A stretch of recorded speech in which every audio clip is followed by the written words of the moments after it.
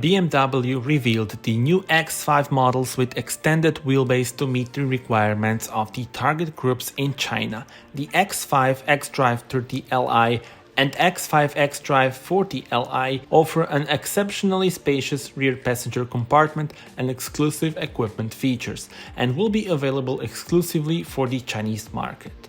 They are set to be available from April 2022. Their wheelbase has been extended by 130mm compared to the US-built BMW X5 models.